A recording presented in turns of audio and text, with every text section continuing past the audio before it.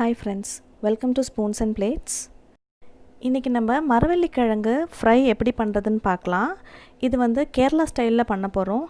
கப்பை உலர்த்தியதுன்னு சொல்லுவாங்க. எப்படி பண்ணுறதுன்னு பார்க்கலாம்.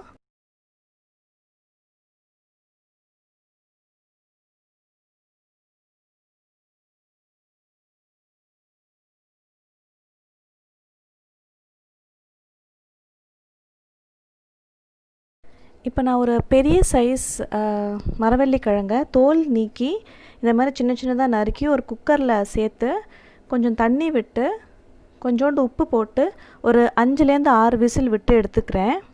நீங்கள் வேணும்னா பாத்திரத்தில் கூட வேக வச்சுக்கலாம். நான் சீக்கிரமாக ஆகிறதுக்காக குக்கரில் பண்ணுறேன். குழஞ்சி போயிடாமல் கொஞ்சம் க்யூப்ஸாகவே இருக்கிற மாதிரி எடுத்துருங்க. இப்போ இதுக்கு ஒரு வெங்காயம் பேஸ்ட் அரைக்க போகிறோம். அதுக்கு ஒரு 10-15 சின்ன வெங்காயம், ஒரு 7-8 பல்லு பூண்டு, 2 காஞ்ச மிளகா சேர்த்துக்கிறேன். இதெல்லாம் மிக்சி ஜாரில் போட்டு தண்ணி விடாமல் ஒரு சுற்றி எடுத்துடணும். ரொம்ப நேரம் அரைச்சி சட்னி அளவுக்கு ஆக்கிடக்கூடாது. சும்மா அம்மிக்கல்ல தட்டினா எப்படி வருமோ அந்த அளவில் அரைச்சி எடுத்துக்கணும். காரத்துக்கு நான் 2 மிளகா தான் போடுறேன். உங்களுக்கு இன்னும் காரமாக வேணும்னா நீங்கள் இன்னும் 1 இல்லை 2 மிளகா எக்ஸ்ட்ரா சேர்த்துக்கலாம். ஏன்னா வெங்காயம் பூண்டுலேயே கொஞ்சம் காரம் இருக்கும். இப்போ ஒரு வானலியில் 2 ஸ்பூன் தேங்காய் எண்ணெய் சேர்த்துக்கிறேன். இது தேங்காய் எண்ணெயில் சேர்க்கும்போது அந்த ஃப்ளேவர் ரொம்பவே நல்லாயிருக்கும். உங்களுக்கு தேங்காய் எண்ணெய் சேர்க்க பிடிக்கலனா நீங்கள் நார்மல் குக்கிங் ஆயிலே யூஸ் பண்ணிக்கலாம். அதில் நான் கொஞ்சம் கடுகும் கருவேப்பிலையும் போட்டு பொரிய விட்டுக்கலாம்.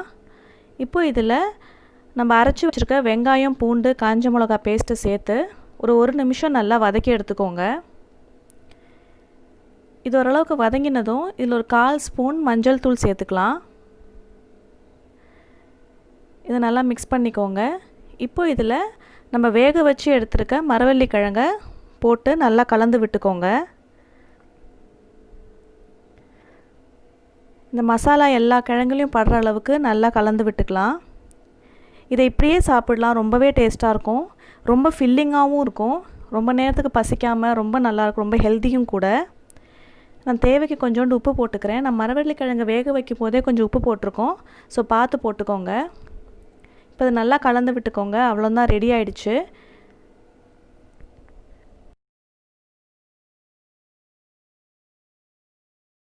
இந்த மசாலா ரொம்ப குவிக்காக சிம்பிளாக பண்ணிடலாம். ரொம்ப டேஸ்டியாகவும் இருக்கும். இதை கட்டாயம் ட்ரை பண்ணி பாருங்கள்.